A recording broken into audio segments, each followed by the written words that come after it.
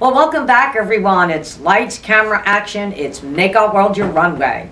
And this is the weekly show that interviews the most fascinating individuals from the world of modeling, fashion, beauty, business, pageantry, and even the entertainment industry. And today, we're going to combine a few things with pageantry and even beauty. But as always, we like to thank the sponsors who make this show possible every week.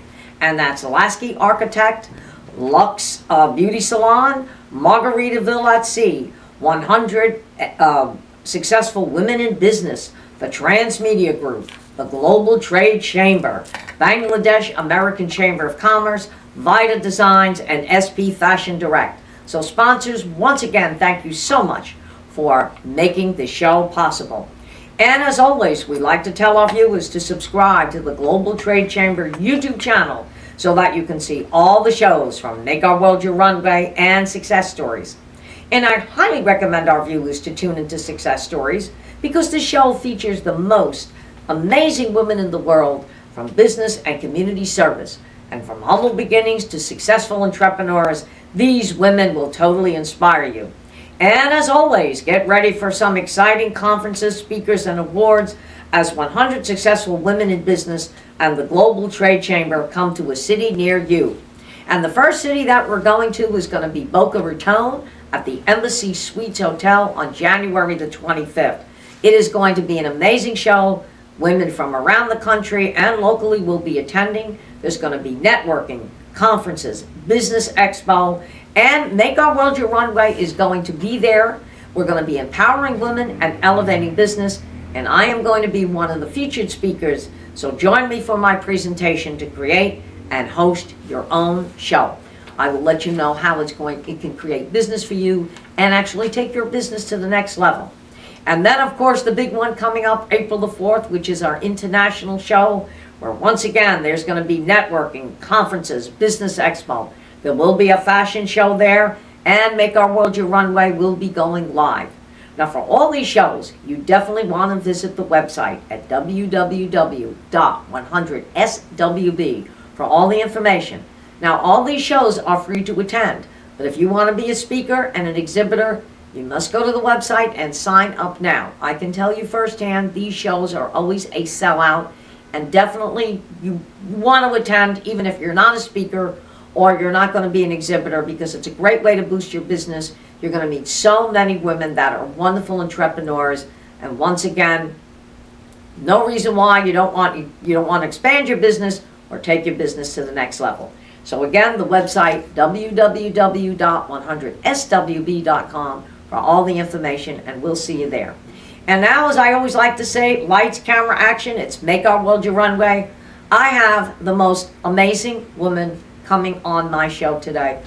I cannot say enough about her because I will start going into tears. Okay, she has been a great mentor to me, and I still consider her a mentor. Ladies and gentlemen, without further ado, Dr. Tracy Kemble, the CEO and owner of the Mrs. Globe organization. So Tracy, welcome to Make Our World Your Runway. Good morning. Good morning. Yes, or good afternoon as it is here, but good morning for you. So welcome, Ms. Tracy, to Make Our World Your Runway. I am so honored to have you on this show. I'm so excited to be here, Angela. We've known each other for so long, and it's been amazing watching you grow and just step into all your feminine boss power and mentor other women. You're just an incredible woman. Well, thank you so much. And I tell everyone to this day, I owe a lot of that to you. Working with you and working with the Mrs. Globe organization was, other than me performing in Phantom of the Opera, was probably the highlight of my career. I mean, you did so much for me. And I tell everyone, I was signed with the William Morris Agency in New York. And I was even telling people last night, girls that want to get into pageantry, and I said, Dr. Tracy did more for me and my career than the William Morris Agency ever did. When you took me under your wings, that's how I got in Phantom of the Opera. That's how I performed on cruise ships. That's how I performed in Vegas. And my career just blossomed, and I always loved performing for the Mrs. US Global Awards. It was like the highlight of my career. Well, we miss you. You should come back and perform again. Oh, absolutely. I'm like, you tell me when it's going to be, and I will come back and perform again because I love it. And one of my directors in India, who you've probably spoken to, Dr. Ashakta Prabhu, she was just asking me about you again, and she said, I definitely want to send one of my delegates to the Mrs. Globe organization. And I told her, I said, I will definitely connect you back with Tracy. I said, you will not be sorry. I said, just make sure you got the right person. I said, and make sure you groom them. I said, because I was part of that organization. I said, I know what they look for. I said, you just cannot send anybody. You got to make sure you have the right person. She said, oh no. She said, she follows the Mrs. Globe organization. She said, I understand what they're looking for, what Tracy's looking for. So I'm going to reconnect both of you because she really wants to send someone there. I love that. And Angela, I was saying to my team the other day how important it is in our industry, and our industry can tend to be ridiculously competitive, but how important it is for us to work together, because there's one winner that comes from all of our contests, right? Yes. But there's so many women that still deserve the opportunity to own their runway, right? And it might be the Mrs. Globe organization, it might be your organization, it might be somebody else's organization, but we need to really lock arms and in the name of, like, if we really want to empower women like we claim we do, we need to be vetting. When we start to work together, we're actually protecting the delegate much more, that we're able to tell the delegate, hey, I know this director, I know what they produce, you're in good hands, they're ethical, they run a good event, and I think that's our responsibility. So thank you, and I'll reciprocate on that one.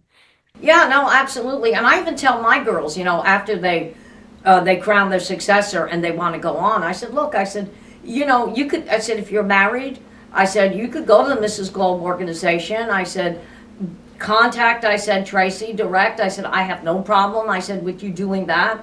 I said, I highly recommend the organization. I said, and if you want to boost your career, and be honest with you, that's where you want to go.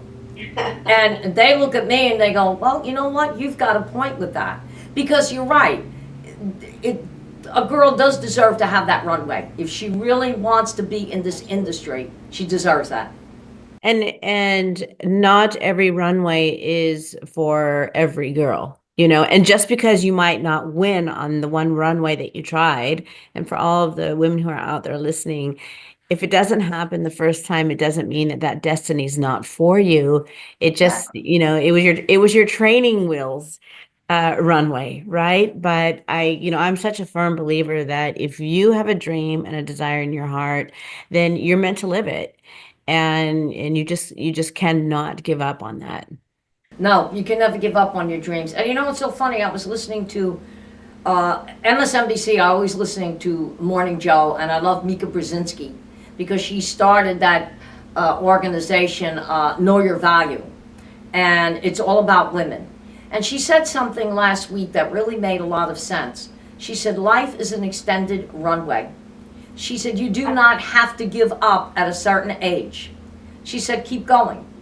And she brought up about a woman, which really, I was just kind of mortified. There was a woman that she had in her organization that they honored last year in Dubai. And the woman had retired at 65 years old and got bored. Came back at 90 years old. She was a seamstress. Came back at 90 years old to go back to being a seamstress and made $1 million at 90 years old. I was like, well, she's right. Life is an extended runway. There's life after death, is what I said. Oh, for sure. And I love that. And the other thing that I really love is the foundation that you have, WIN, which is Women in Need. You have done so much with that around the world.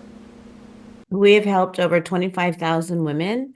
Wow. For those of you who are not familiar with WIN, it's really the heart and passion. It's actually the recipient of the proceeds of the Mrs. USA event is it's the WIN Foundation, and we offer now online. Ever since COVID, we're now 100% online, reaching so many more women globally, and we offer a recovery journey that's called from abuse trauma to self-love. And it's really we deal directly with trauma because trauma is, it's tough, and there's a special formula to get out of it. And so we put all of our delegates become brand managers and help us make sure that the foundation is open now for 30 years. We still meet 2 nights a week live, haven't missed a Wednesday and Thursday night in 30 years. And Wow. we're just plugging along. And, happiness, Angela, would be that the WIN Foundation could go out of business, which means that women are not being traumatized by abuse, right? But right now we still have full classes, and we're here for women all over the world. No, it's such a great organization, and something that we do every year when we're going to have our pageant. We do the People's Choice Awards, and we always pick a different charity. Okay, last year we did well, 2 years ago we did Global Citizens, which worked with climate change and homeless people. This past year we did St. Jude's. But I was just telling the girls the other day, I said, you know what? I said, with the money that we raise from the People's Choice Awards, and we do very well with that, I said, we should give a donation, I said, to the WIN Foundation. And I have, Oh my God. and I have told all my girls, I said, please go and look at that. I said, you're going to be very, very impressed. I said, and it's all about, I said, helping women. I said, and women around the world. I said, just not in one location. And a lot of them have started to go on and read about this. And it just kind of fits the platforms that they have. And especially a lot of the girls coming in from India. Because when you really get into the heart and soul of India, a climate change there, abuse, there's quite a bit. And, people don't realize that part of India is still almost like a third world country. Yes. They're still battling a lot. And I'm, working with a lot of girls from India, and when they were, and I've interviewed a lot of these girls, I didn't realize that there's still a lot of trauma there. There is. There is, and it's really a needed program. I actually was speaking the other day. There's a big women's international mental health conference that's taking place. I forget what city in India, but I wrote them, and crossing my fingers if I could get on the big stage over there and just share about recovery. Because one of the things, I've had two really exciting lessons, and I always say that because I'm in the world of pageantry, but also recovery, is I'm always the first one in my own petri dish. I'm first unfolding that next layer of myself and trying to become the next best definition of self. And along that journey, the first thing that I really realized, and I was just talking to a gentleman yesterday, that we as women are not given tools. That when a young man is born, when a boy is born, culturally the men are given the tools: how to survive, how to make money, how to negotiate. And I'll share a quick story that it was many years ago, and I was in Greece, at Mada's house. You remember Mada, and she has Oh, three yes. kids. And yeah, she has three kids, and one's a boy. And the boy, he was a little boy, and all of a sudden he comes in, and he's very upset, almost crying. And his father looks at him and says, Yanni, why are you crying? And he said, because Dimitri came in and he took my truck. Oh, jeez. And the father looked at the young boy and he said, well, what did you do? He said, I came in the house. And he looked at his son and he said, son, I want you to turn around. I want you to walk outside. I want you to take your truck back from Dimitri. And I want you to tell him, Dimitri, you are not allowed to take my truck without asking. I about fell off my chair because and he looked at me and says, what? And I said, we little girls are not taught that. We little girls are taught to be polite, give, make the company comfortable, share your gifts, don't be greedy, Right. don't be, and so my first big lesson is that women need tools. women need tools. We're not given tools. And so there's so many of us, and I'm the first one who's guilty, that I spent years of my life going through this journey with one foot on the brake and one foot on the gas, and 2 steps forward, 3 steps back. And it was just so difficult because I didn't have the right tools.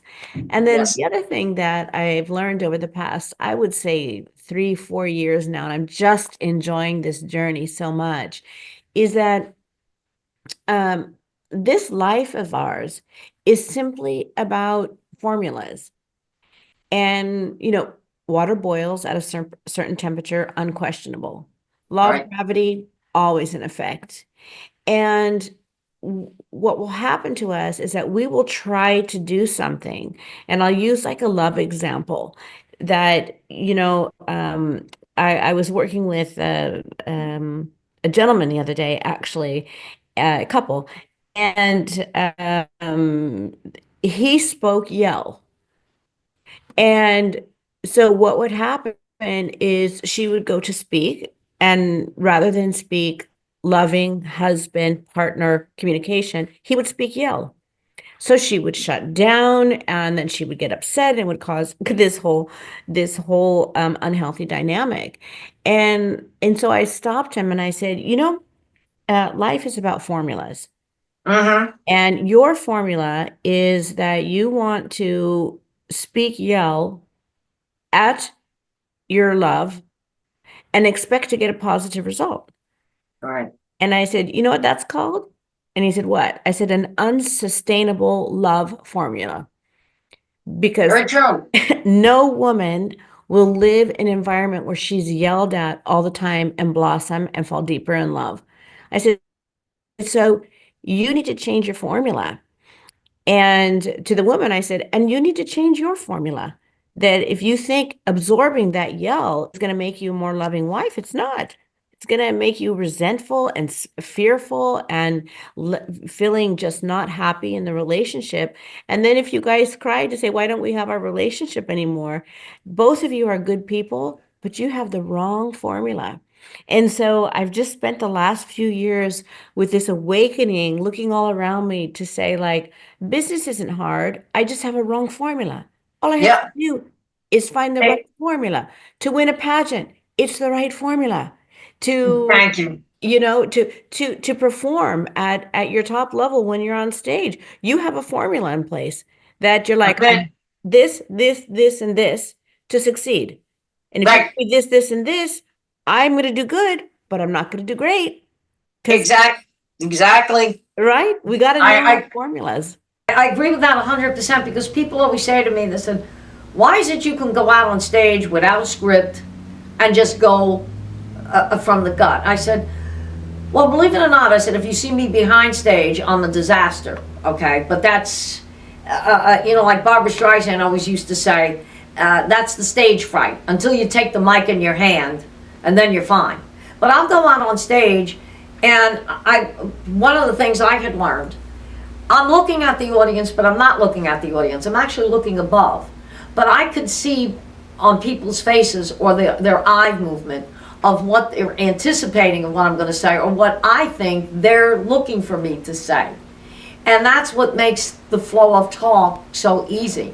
And I tell people, I'll host a lot of shows, and I say, look, don't give me a formal script. Give me the gist of what you want me to say, and I'll go out and do it. But let me do it my way, because it's the flow of the words is going to come out more perfect. And I'm going to get that audience to relate more to me or to respond more to me. And like you say, there is a formula for it, okay? And I have to know what I'm doing. And when I'm working an event, I always tell people, like I just said, give me the gist of what you want me to do. What is this about? Then I know how to take it from there, okay? But I'm always at ease. Once you put that mic in my hand, that's it. I know I have to focus on that. And I have to just, everybody that's in the room, and sometimes in my mind, I know people are there, but I'll blank everybody out because I know that I have to focus on that, okay? And you're right, that is definitely a formula, absolutely. The formula. It's a success formula. And I was telling a group of Miss delegates the other day, and I say Miss as far as age category, and I Right. said, you will be so You will enjoy this journey, which is what we're supposed to do, so much more if you realize that it doesn't have to do with worth. It doesn't like you're worthy of it, you're not worthy of it, you're good enough, you're not good enough. When you remove those judgments and simply say, what is the formula to success? And if your life isn't working the way you want it to, it doesn't mean that you don't deserve it. It means that you need a new formula, because there's only two formulas in life that I've learned, good ones and bad ones. Exactly. Exactly. It's good and bad. And it's so funny because, you know, and of course you've met Al, and Al is still the same. And Amazing. yeah, he's great. And you know, he's a survivor of open heart surgery, which Wow. I was very happy about that. And luckily for Al, because he was a veteran, he was able to go to the Veterans Air Force Hospital in Miami. And if he sat here right now, you wouldn't even know he had open heart surgery. Okay? And he didn't even, you can't even see the scar. I mean, the Wow. doctor that did his operation was an Air Force captain. I mean, unbelievable. And he just went and had his checkup. And his cardiologist said to him, he said, what is your formula? He said, because I didn't think about it. I knew it had to be done. He said, I knew that this had to be done. He said, but I had to go forward. He said, if I laid down and died, I wouldn't have come back the way I did. So that's a formula right there, going forward. Exactly. That's exactly a formula. And you know, it's funny because in 2007, I suffered a massive heart attack, and I didn't have to have open heart surgery. I had stents. Luckily for me, it did the trick. And my cardiologist just said that to me the other day. He said, what is your secret? He said, I have people coming in, he said, I've had heart attacks, stents, fighting COVID. He said, but you just keep going. And I said, because it's in the back window. That was that. That's not now. I said, and if I dwell on that, I'm not going to get up every day. I said, I can't worry about the fact that, oh, is he going to have another heart attack or this and that. I said, I just keep going. I know it's there. I know what to do. I said, but I don't let it bother me. I said, and that's why I'm on my 2 feet. And And like you know I what, said, Angela, that is so inspirational and actually so true. And that is a formula right there that, I don't know if you know that I went through cancer 3 years ago. yes, I read that. Yes. And the very first commitment that I made to myself is I am not going to form a relationship with this cancer. I absolutely refuse. And I was very quiet about it. I, of course, told my parents and those around me who needed who perhaps my energy levels would be less than expected, or my availability would be less than expected. Because what I realized is that, and I asked people, please don't say anything, because I don't want to be bothered by it. And sure enough, somebody and not with bad intentions, with good intentions, said, um, they shared my story to share, right? And I'm in my house, and I was still that fragile, right when you get diagnosed with something kind of scary, you're still fragile, you don't quite Yes. have your legs You are. underneath you, and you're doing everything to hold on to yourself at that moment. And all of a sudden, ding dong, and I answered the door, and there was a huge bouquet that looks like it should be at a funeral sent to Oh, me. geez. And I'm thinking about you, and I'm praying about you. And I actually got angry, a righteous anger, a healthy anger. And I called the person. I said, please don't spread this about me, because it's my story to tell. B, I actually was feeling really good and not thinking about it at that moment. And what I realized is everybody who found out, when they say, oh my gosh, how did you know? They're not asking for me. They're asking for their own fear. And then I found myself comforting them, Right. when all that energy needed to go to me and to be well. And so the formula for success is, it's not for me, when you go through a difficult, I did everything the doctors said to do plus some. Right. But my formula was, I am not going to form a relationship with this. I'm not going to wake up every day and have a conversation with it and make space for it in my emotional system and worry about it 24 hours a day. And I said, no, I'm going to do what the doctors say. And other than that, I'm going to keep living. And, I came through it with flying colors. You did. I was so proud of that. And, I think one of the reasons why I came through the way I did is, I had seen my father go through a lot. And at the end, he got what they call leukemia lymphoma. But he went in remission for 13 years. Okay? Wow. Unbelievable. Finally, at 85, he passed away. But my mother just passed in May of 2024, at 94 years old. 94. Nice. She was unbelievable. And I tell people, I think I have a lot of my mother's strength because she took a lot of hard knocks in life, okay? But I think those hard knocks got her to that age of 94. And even when she was coming towards the end, I could see there was a way. She didn't want to give up, all right? But, the age at that point, and she got a little bit of dementia, and she just, in a way, she gave up at the end. But until that point, at 93 years old, she was still driving a car with a great driving record, all right? Nothing stopped that woman, okay? I wish my neighbors would have filmed this, because I dared her last summer. I said, you will never chase me around the pool. She said, oh yeah? She said, try me. And she had a broom in her hand. She was sweeping outside because she lived with me for 15 years after my dad passed away. She said, I'll even give you a head start. I said, okay. So I ran around the pool. She caught me. And at the end, hit me with that broom. She said, I told you I could still. I said, I don't. And my neighbors were hysterical. Here she was, this little 93-year-old woman, could chase me around the pool and still drive a car. And I said, you know what? I said, for all the hard knocks that she took, that's what made her strong. Okay? Absolutely. She just, every day she'd get up, she'd exercise. She would clean her bedroom and her bathroom from top to bottom every day. And I said, Ma, you're the only one in there. No, I have to do this. But that's what kept her going. That's what kept her mind going. That's incredible. Well, Angela, I do want to ask you a formula. You're in amazing shape.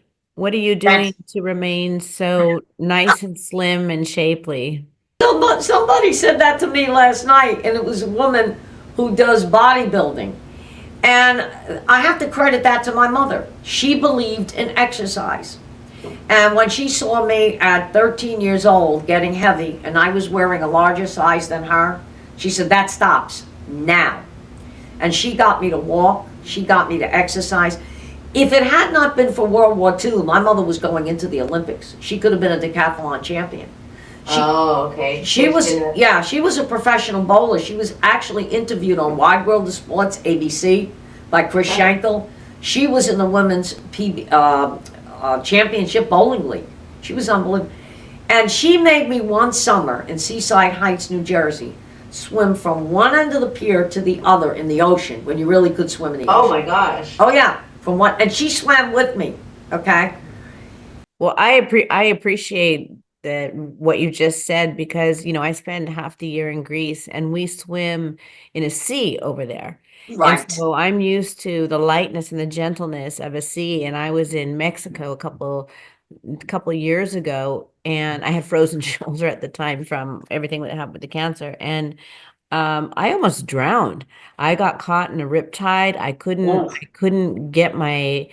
didn't have the strength to get myself around it. It was such a scary thing. And I realized, this ocean, she is a beast and you have got to respect her. So the fact that you're swimming in the ocean, my hat goes off to you. That was then. I don't know about now. But I just followed, like you said, a formula. I followed my mother's formula.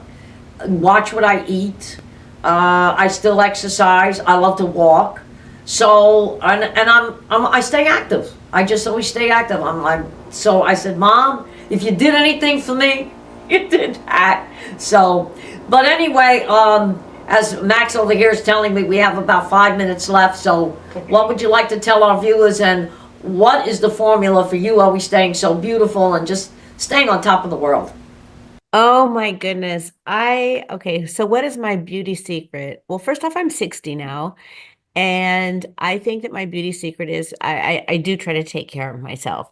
But even more than that, my formula is one of my formulas is that joy has an address.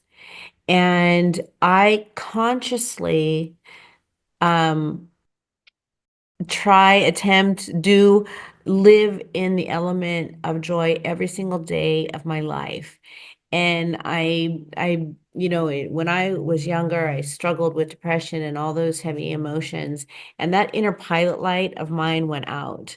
And I had to work really hard to get that put back on. And nobody will ever put out my pilot light again. And that pilot light is my joy. And when we live in joy, we vibrate higher, we manifest easier, and it just makes the journey so much better. And so that's my one piece of advice is joy has an address, find the formula to get there. And doing that alone, I think will keep your body healthy, your mind healthy, laughter, joy, positivity, gratitude. It sounds so woo, but I'm telling you, it's a formula that works for success and for prosperity, which is having what you want when you want it. It doesn't have anything to do with having things. And my prosperity is to be able to live in joy. Absolutely. That's why I tell people they say, who is your inspiration? I said, I always tell them it's you. I said, she's still my greatest mentor. And when I think I'm running into trouble or I don't understand pageantry, I'll say, how would Tracy do this? And I do have a big hello from Nerita Stefanis. When I told Nerita you were coming on the show, she's, oh my God, she said, I love her. Nerita started her own company called My Crowning Closet. Yes, I remember. Yeah. Unfortunately, she lost her husband last year. Okay. Oh, I'm so sorry. Yeah, Blue did pass away. He had been sick for a while. Great guy. But Nerita's still out there. She's still got My Crowning Closet. I mean, she's doing something with Supercar Week this weekend. She lives in Jupiter, Florida. So I do get a chance to see her from time to time. But yeah, she says the same thing. She said, oh my God. She said, I love Tracy. She said, I'm with you, Angela. She said, when I feel down, I always say, what would Tracy do? Oh, that's so nice. That is so nice. Well, send her all of my love and send Al my love. And I'm going to be in Florida next month. So I don't know how far you are from Miami. Maybe we can meet for lunch or dinner. Oh, definitely. I'm not that far. I mean, I'm an hour with traffic. I can be a little over an hour, but believe me, I will get there in Miami. And I know that Spiro would love to see you. Oh my, you know what? Okay. Max, we're going over time. I got to get this out. Al talks about Spiro all the time. He said, you want to talk about somebody who's a great financial person, Spiro. He was telling somebody last night, he said, you see that garbage can over there? He said, Spiro would come in there and make $1 off that. He tells him, he said, you want to make money? Spiro, that is your man. He loves him. He adores him.